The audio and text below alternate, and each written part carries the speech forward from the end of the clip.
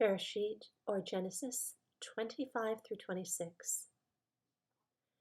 And Abraham took another wife, whose name was Keturah, and she bore him Zimran, and Yokshan, and Medan, and Midian, and Yishbak, and Shuah. And Yokshan brought forth Sheba and Dedan, and the sons of Dedan were Asherim, and Letushim, and Leumim. And the sons of Midian were Ephah, and Epher, and Hanak, and Abidah, and Eldaah. All these were the children of Keturah. Now Abraham gave all that he had to Yitshaq, but to the sons of the concubines whom Abraham had, Abraham gave gifts while he was still living, and sent them away from his son Yitshaq, eastward to the land of the east. And these are all the years of Abraham's life which he lived, 175 years. And Abraham breathed his last, and died in a good old age, aged and satisfied, and was gathered to his people. And his sons, Yitshaq and Ishmael, buried him in the cave of Machpelah, which is before Mamre, in the field of Ephron, son of Zohar the Hittite, the field which Abraham purchased from the sons of Heth. There Abraham was buried with Sarah his wife. And it came to be after the death of Abraham that Elohim blessed his son Yitshaq, and Yitshaq dwelt at Be'er Lahai Roi.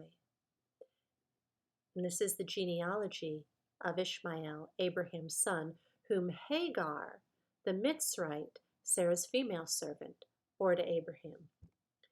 These were the names of the sons of Ishmael by their names according to their generations.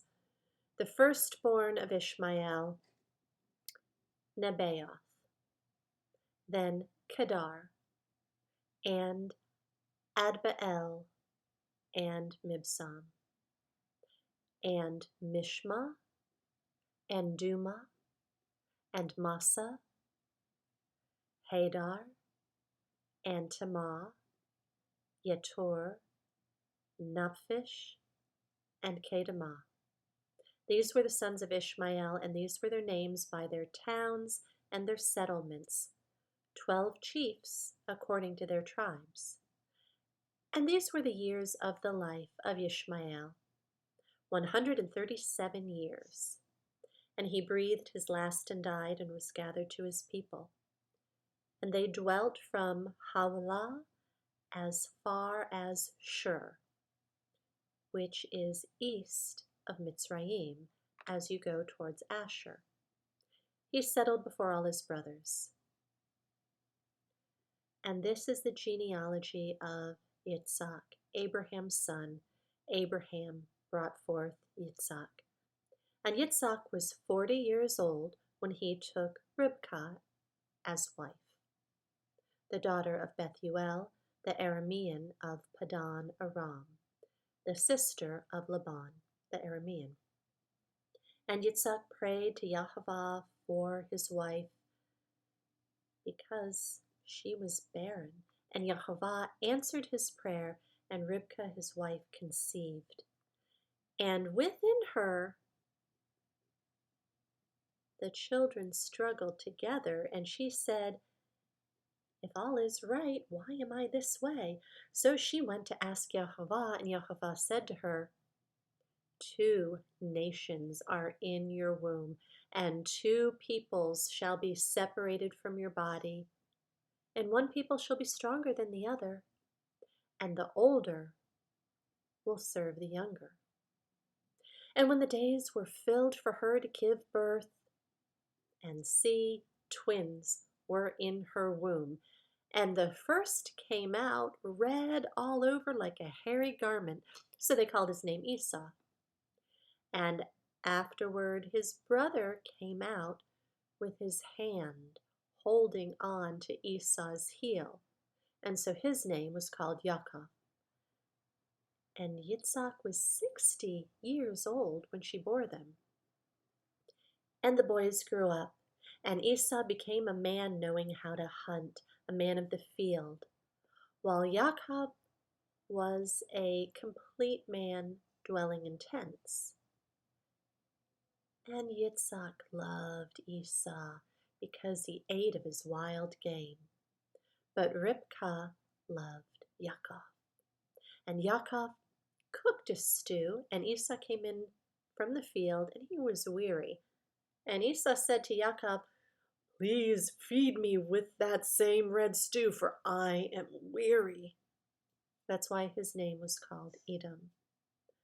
But Ya'aqob said, "Sell me your birthright today." And Esau said, "Look, I'm gonna die. Why should I have a birthright?" Then Ya'aqob said, "Swear to me today." And Esau swore to him and sold his birthright to Ya'aqob. Ya'aqob then gave Esau bread and stew of lentils, and he ate and drank and rose up and left. Thus Esau despised his birthright. Genesis 26. And there was a scarcity of food in the land, besides the first scarcity of food which was in the days of Abraham. And Yitshaq went to Abimelech, sovereign of the Philistines, in Gerar. And Jehovah appeared to him and said, "Do not go down to Mitzrayim, and live in the land which I command you. Sojourn in this land, and I shall be with you and bless you.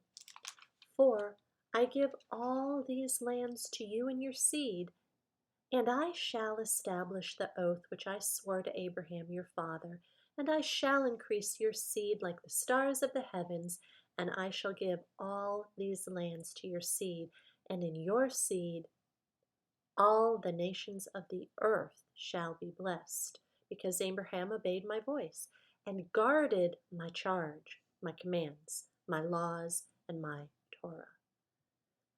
And Yitshaq dwelt in Gerar. And when the men of the place asked about his wife, he said, "She's my sister." For he was afraid to say, "She's my wife," thinking lest the men of the place should kill me for Ribqah, because she's good looking.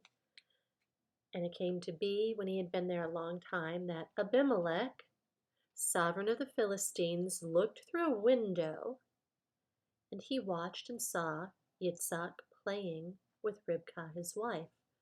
So Abimelech called Yitshaq and said, "See, truly she is your wife. So how could you have said she is my sister?" And Yitshaq said to him, "Because I said, lest I die on account of her." And Abimelech said, "What is this you have done to us? One of the people had almost lain with your wife, and you would have brought guilt on us." And Abimelech commanded all his people, saying, "He who touches this man or his wife shall certainly be put to death." And Yitshaq sowed in the land and reaped in the same year 100-fold, and Jehovah blessed him. And the man grew great and went forward until he became very great. And he came to have possessions of flocks and possessions of herds and a great body of servants. And the Philistines envied him. And the Philistines had stopped up all the wells which his father's servants had dug in the days of Abraham his father. And they filled them with dirt. And Abimelech said to Yitshaq, "Go away from us, for you are much mightier than we." So Yitshaq went from there and pitched his tent in the Wadi Gerar and dwelt there. And Yitshaq dug again the wells of water which they had dug in the days of Abraham his father, for the Philistines stopped them up after the death of Abraham. And he called them by the names which his father had called them. But when Yitzhak's servants dug in the wadi, and found a well of running water there.